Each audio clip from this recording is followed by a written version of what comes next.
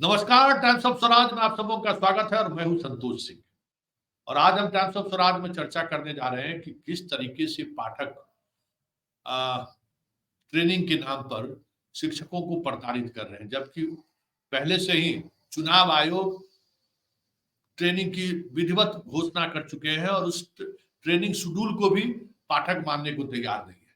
कल ही कई शिक्षक जिनका कल इलेक्शन का भी ट्रेनिंग था और कल ही शिक्षकों के ट्रेनिंग की भी व्यवस्था थी। 10 बजे से 1 बजे तक वो लोग ट्रेनिंग की और किसी तरीके से भागते भूगते शाम के 6-7 बजे तक वो शिक्षक ट्रेनिंग सेंटर पर पहुंचे तो उनको अंदर आने से मना कर दिया गया और एक दिन का वेतन काट दिया गया और आज भी उनको प्रताड़ित किया गया कि जब तक मुख्यालय से आदेश नहीं आएगा तब तक हम आपको ट्रेनिंग सेंटर में प्रवेश करने नहीं देंगे। मतलब इस तरीके की अब कह सकते हैं कि सीधे सीधे तौर पर ये तो गुंडागर्दी ही है ना कि अब जब इलेक्शन की घोषणा हो गई है तो फिर इलेक्शन कमीशन की बात को नहीं मानना, जबकि सीधे तौर पर इसमें एफआईआर दर्ज होता है और पाठक जिस तरीके से चीजों को कर रहे हैं, ऐसा लग रहा है कि जैसे इलेक्शन कमीशन की बात को भी वो नजरअंदाज कर रहे हैं। इस इश्यूज को लेकर आनंद पुष्कर जो शिक्षक नेता है, वो इलेक्शन कमीशन के बिहार के जो हेड हैं श्रीनिवासन जी, उनसे मुलाकात की है और उस मुलाकात के बाद क्या हुआ और क्या आश्वासन दिया गया और फिर जो सभी जिले के डीएम को जो निर्देशित किया गया है इलेक्शन कमीशन की तरफ से, उन तमाम बातों पर हम बात करने के लिए हम जोड़ रहे हैं आनंद पुष्कर जी को। आनंद पुष्कर जी, बहुत आप बहुत इस कार्यक्रम में जुड़े इसके लिए आपको धन्यवाद। नमस्कार। जी सीधा जी सवाल नमस्कार आपसे है नमस्कार। कि हमारी आपकी बातचीत हो रही थी कि ये जो अब देखिए कल ही छपरा के आप ही के छपरा के ट्रेनिंग के लिए 10 से 1 बजे तक ट्रेनिंग था, चुनाव आयोग का प्रशिक्षण था और कल ही उन लोगों को ट्रेनिंग के लिए वैशाली हाजीपुर आना था। एक रात को 7-8 बजे तक पहुंचे, उनको ट्रेनिंग सेंटर में घुसने नहीं दिया। आज भी उनको तंग किया गया। आप इलेक्शन कमीशन से इसकी शिकायत की है, क्या बातचीत हुई और क्या वो आश्वासन आपको दिया है? संतोष जी, पहले तो बहुत बहुत आपको धन्यवाद हम देंगे कि आपने ही इस मैटर को, आपके माध्यम से यह मैटर हमारे पास में आया था, संज्ञान में आया और कुछ शिक्षकों ने मुझे कहा और आपने भी कहा कि आप जाके अवश्य मिलिए और मैं गया भी था। और एचआर श्रीनिवासन जो मुख्य निर्वाचन पदाधिकारी जो बिहार के हैं, उनके कार्यालय में जाके मैंने लिखित रूप से उनको दिया भी, उनको सारी बातों से अवगत भी कराए। कई जिले के जो पत्र भी विभाग के द्वारा जो निर्गत किया गया था कि चुनाव की तिथि के दिन भी उन लोगों के प्रशिक्षण कार्य को लगाया जा रहा है, एससीईआरटी के द्वारा जो पत्र निर्गत किया गया है निदेशक के द्वारा। तो इस पे जब मैंने उनको संज्ञान में दिया तो उन्होंने बड़ी नाराजगी भी प्रकट की शिक्षा विभाग के ऊपर। मुख्य निर्वाचन पदाधिकारी ने भी कहा कि नहीं, मैं इसकी समीक्षा करवा लेता हूँ, मैं दिखवा लेता हूँ। जिन भी शिक्षक की ड्यूटी अगर लोकसभा के चुनाव में अगर लगाई जाएगी या लगी रहेगी, उनको अवश्य वो ड्यूटी में शामिल भी होना है। और उनके द्वारा शिक्षा विभाग को यह अवगत भी, इंस्ट्रक्शन भी कराया जाएगा, क्योंकि देखिए शिक्षकों की संख्या पूरे बिहार में 6 लाख, साढ़े 6 लाख हो चुका है और लोकसभा का चुनाव एक सबसे बड़ा महापर्व होता है, जनता के लिए भी, सरकार के लिए भी हर तरह का महापर्व होता है। और उस महापर्व में अगर किसी कर्मचारी की ड्यूटी लगाई जाती है, तो विभागीय कार्यों को यथाशीघ्र स्थगित करना भी पड़ता है और किया भी जाता है।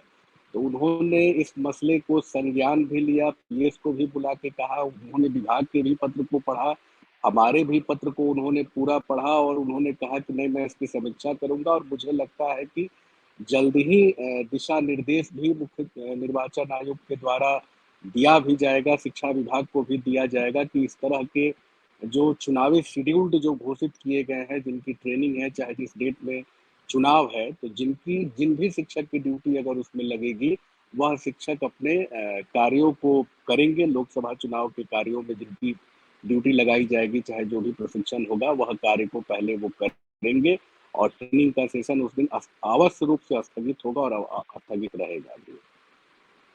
देखिए, अपने यहाँ जो इलेक्शन की परंपरा रही है, सारी गाड़ियाँ जब्त हो जाती है, जो परिवहन जो जी, पब्लिक ट्रांसपोर्ट है।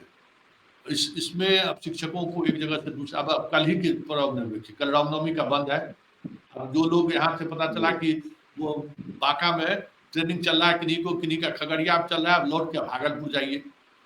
वैशाली में चल रहा है, वो लौट के सिवान जाए, लौट के छपरा जाए, फिर परसों वो आ जाए वापस। इस तरीके से मतलब एकदम अराजकता वाली स्थिति बन चुका है शिक्षा विभाग। देखिए, सबसे बड़ी बात है कि जब शिक्षा विभाग के वार्षिक कैलेंडर में यह जारी किया गया कि 15 अप्रैल से और 15 मई तक उन्होंने शिक्षा विभाग ने भी कहा कि चुनाव को देखते हुए मैं गर्मी की छुट्टी को पहले घोषित करता हूँ। लेकिन गर्मी की छुट्टी जब पूर्व में घोषित कर दी गई, 1 महीने की गर्मी की छुट्टी घोषित की गई, उस छुट्टी के काल में भी आप शिक्षकों को कह रहे हैं कि आप 2 घंटा आप हाज़िर होइए, विद्यालय में पढ़ाइए। तो सबसे बड़ी समस्या तो आज की परिस्थिति में शिक्षकों के साथ है कि एक तो उनको ऐच्छिक स्थानांतरण का प्रोविज़न आपने दिया नहीं है। अभी तक शिक्षक ऐच्छिक स्थानांतरण का लाभ उनको मिल नहीं पाया क्योंकि बहुत सारे शिक्षक अभी नियोजित शिक्षक हैं। दूसरी बात है कि शिक्षा विभाग भी अपना पीठ थपथपाया कि मैंने दिल्ली से लाया, मैंने उत्तर प्रदेश से लोगों को लाके बिहार में रोज़गार देने का काम किया है। तो क्या जो उत्तर प्रदेश से लोग आए हैं, चाहे जो दिल्ली से लोग आए हैं, चाहे अन्य राज्यों से आए हैं, चाहे जो नियोजित शिक्षक भागलपुर के रहने वाले हैं, वो छपरा में पोस्टेड हैं या सिवान के शिक्षक भागलपुर में पोस्टेड हैं, क्या वैसे शिक्षकों के लिए गर्मी की छुट्टी नहीं होती है? यह तो शिक्षा विभाग के द्वारा जो मनमानी तरीके से जो शिक्षकों को प्रताड़ित करने की जो यह कार्य योजना, कार्यशैली जो चलाई जा रही है, इस पे मैंने बिहार के माननीय मुख्यमंत्री महोदय को लिख के भी दिया। एक तो बिहार के जो सरकारी कर्मचारी हैं, उनको जो अर्न लीव जो दिया जाता है 33 दिन का जो उनको मिलता है, इस पे भी मैंने ध्यान आकृष्ट कराया कि आप छुट्टी की परंपरा को आप भूल रहे हैं। जनता में आप एक मैसेज दे के दूसरे तरह से आप उनको गुमराह करने का काम कर रहे हैं। तो शिक्षा विभाग को तो यह लगता है कि समझ के परे है कि समझना नहीं चाहता है कि क्या स्थिति शिक्षा विभाग की बन गई है। हम लोग को तो देख के बड़ी और एक लंबी संख्या है शिक्षकों की, 6.5 लाख बताइए शिक्षक की पूरे बिहार में संख्या है। तो खाली शिक्षा विभाग के कर्मचारी लोग जो हैं, उनका ही परिवार है, उनको ही छुट्टी मिलेगी। और शिक्षक जो हैं, जो पढ़ाने का काम करते हैं, जो समाज के निर्माता होते हैं, जिन अपने अच्छे बच्चों को शिक्षा देते हैं, क्या वैसे शिक्षक का कोई परिवार नहीं है? क्या वैसा शिक्षक गर्मी की छुट्टी में रूटीन चेकअप भी अपना कराने कोई दिल्ली जाता है, कोई बॉम्बे जाता है, तो उस पीरियड में वो लोग रूटीन चेकअप कराने भी नहीं जाएँ।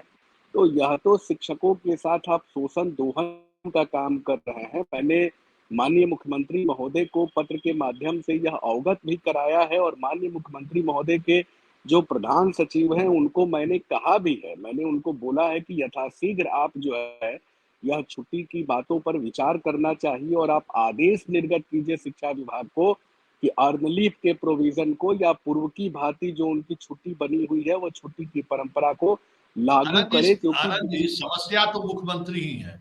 आज वो अगर उस मानसिक स्थिति में रहते तो ये समस्या हमें लगता है कि नहीं आती। लेकिन शिक्षा मंत्री सुनील कुमार वो क्या कर रहे हैं भाई? वो तो अजीब अराजकता वाली स्थिति लग रही है कि भाई सुनील कुमार के आने से लगा था कि भाई चलिए वो भी एक अपने मिजाज के अधिकारी रहे हुए हैं, तो ब्यूरोक्रेसी का जो एक अपना अहंकार होता है, वो अहंकार नहीं चलेगा।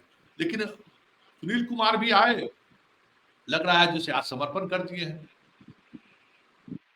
नहीं, सही बात आप कह रहे हैं कि ऐसा शिक्षा व्यवस्था हो गया है जहाँ लगता है कि लोकतांत्रिक और विधायिका व्यवस्था तो बिल्कुल खत्म ही होते जा रही है।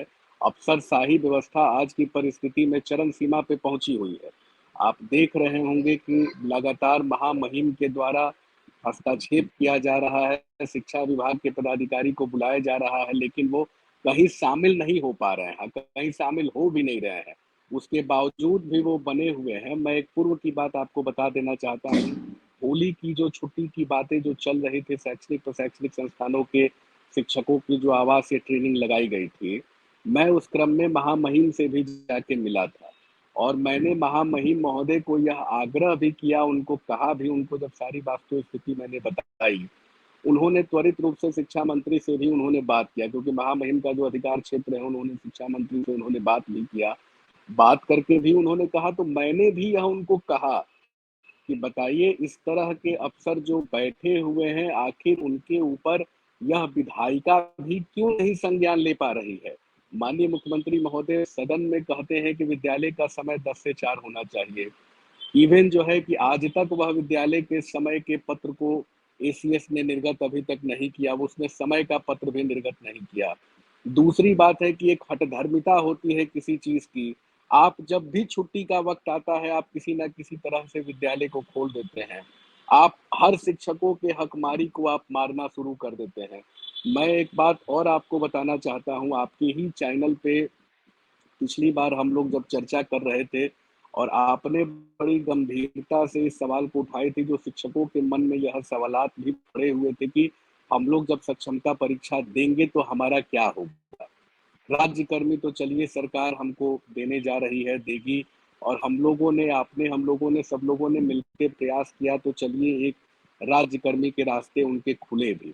उस समय भी मैंने आपके भी चैनल में कहा था कि नियोजित शिक्षक जो परीक्षा देने देंगे या जो शिक्षक पहले जिले का विकल्प भरेंगे, वही जिला में हम लोग करा के ही उनको दम लेंगे। और उस क्रम में मैं मुख्यमंत्री महोदय से भी जाके मिला, मुख्यमंत्री जी को भी मैंने संज्ञान में दिया। मुख्यमंत्री जी ने स्वयं शिक्षा विभाग के एसीएस के ऊपर उन्होंने खुद नाराज़गी प्रकट की थी और मुझे कहा कि नहीं ये सब गड़बड़-सड़बड़ वो कर रहा है। इसके बाद आपने देखा होगा कि जो सक्षमता परीक्षा हुई उसमें शिक्षकों ने बेहतर परिणाम भी लाया और जो सरकार ने मुख्यमंत्री ने जो कहा कि सब लोगों को पास कराया जाएगा, पास भी हुए और दूसरी सबसे बड़ी बात हुई कि पहला जिला ही 80% शिक्षकों को मिला भी था।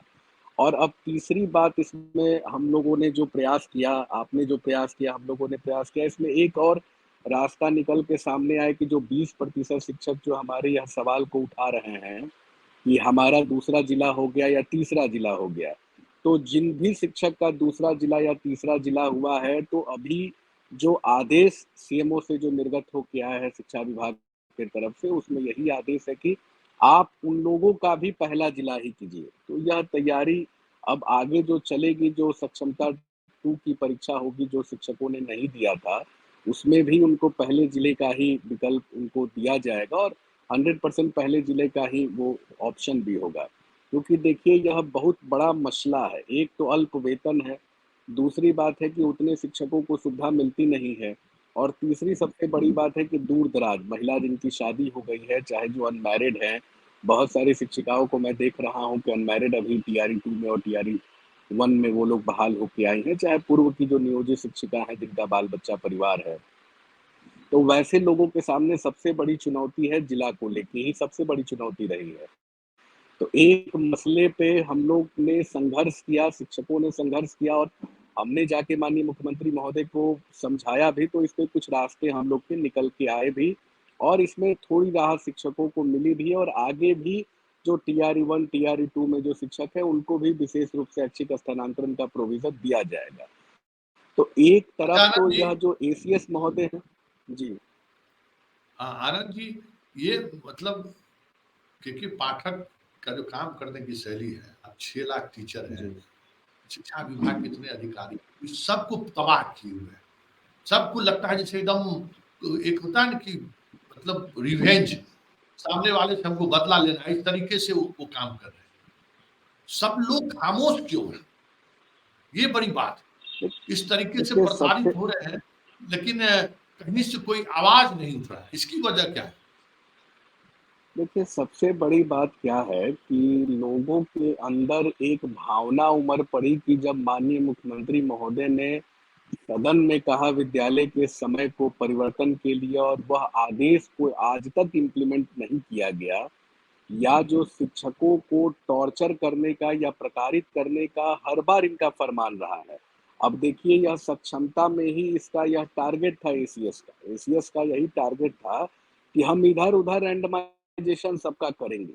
अब बताइए कि जब 3 जिले के बाद भी अगर आप रैंडमाइज़ेशन कर देते, छपरा के शिक्षक को भागलपुर भेज देते, तो सोचिए कि अब तो उसके सामने इतना बड़ा संकट आ जाता कि अब हम करें तो करें क्या? यह तो टॉर्चर करने का अभी और भी प्रताड़ित बहुत लोग करने छोड़ की दिए हैं। भावना हाँ, अभी भी अभी बहुत भी सारे बहुत लोग लोगों जिनको ने थर्ड छोड़ा। चॉइस दिया है, वो लोग नहीं जा रहे हैं, जी, कहे कि हम तो रह जाएँगे, अब सेकंड बार फिर परीक्षा होगा तब परीक्षा देंगे।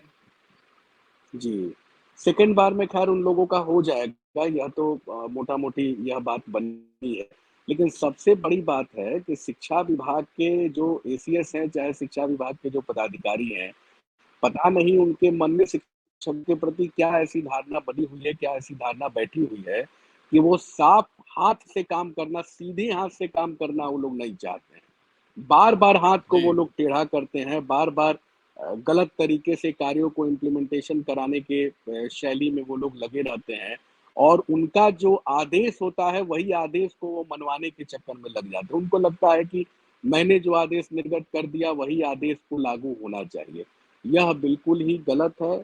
लोकतंत्र की जीवंतता को बनाए रखने के लिए भी मैं तो यही करूँगा, आपके चैनल के माध्यम से भी सरकार से यही अपील भी करूँगा कि लोकतंत्र के मर्यादा को बनाए रखने के लिए और गरिमा को बनाए रखने के लिए सरकार को उचित कार्रवाई करनी चाहिए और देखना चाहिए कि आखिर जो सरकार के मुखिया हैं, जिनके संरक्षण में संतोष जी, हम, आप और पूरे 12 करोड़ की जनता है, तो वह सरकार के जो संरक्षक संरक्षक हैं, जिनके माध्यम से हम लोग को ऊर्जा मिलती है, संरक्षण प्राप्त होता है, कम से कम उन संरक्षण प्राप्त करने वाले मुखिया की बातों को इम्प्लीमेंट कराना चाहिए।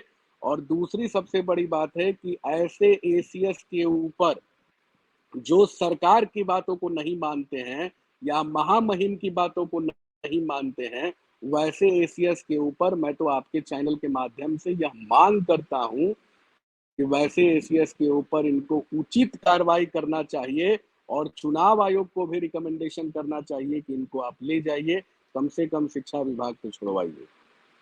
चलिए बहुत-बहुत धन्यवाद। आप हमारे साथ जुड़े इसके लिए बहुत-बहुत धन्यवाद। हम उम्मीद करते हैं कि जी, चुनाव आयोग की तरफ से जो एक खबर भी आई है अभी थोड़ी देर पहले हमारे व्हाट्सएप पर एक खबर है कि चुनाव आयोग ने शिक्षा जी, विभाग को लेकर अ, कई डीएम ने भी ये शिकायत की है कि ज़रूरत से ज़्यादा हस्तक्षेप शिक्षा हुँ, विभाग के द्वारा हो रहा है, इससे परेशानी हो रही है।